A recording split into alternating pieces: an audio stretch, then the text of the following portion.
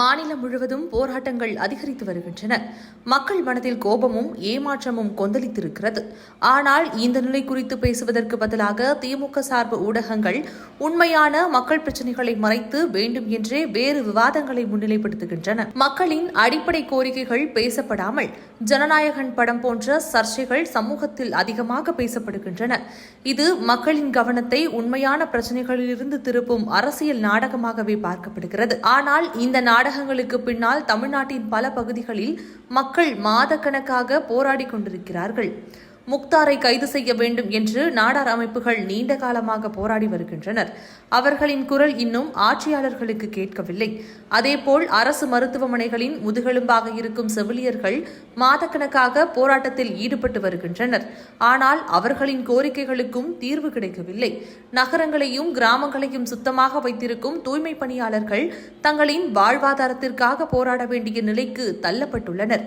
மாவட்ட ஊராட்சி செயலாளர்கள், இடைநிலை ஆசிரியர்கள் என பல்வேறு துறைகளில் பணிபுரியும் அரசு ஊழியர்கள் தொடர்ந்து போராட்டத்தில் இருக்கிறார்கள்.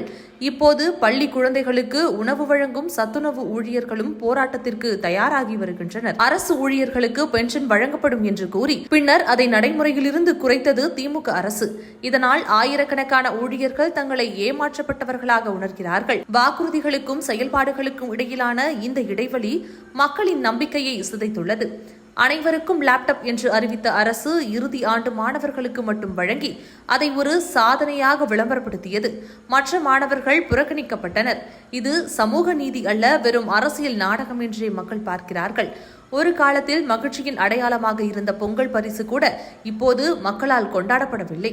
காரணம் விலை உயர்வு, வாழ்வாதார பிரச்சினைகள் மற்றும் எதிர்காலம் குறித்த அச்சம். பரிசுகளை விட மக்களுக்கு நிரந்தர தீர்வுகள் தான் தேவை.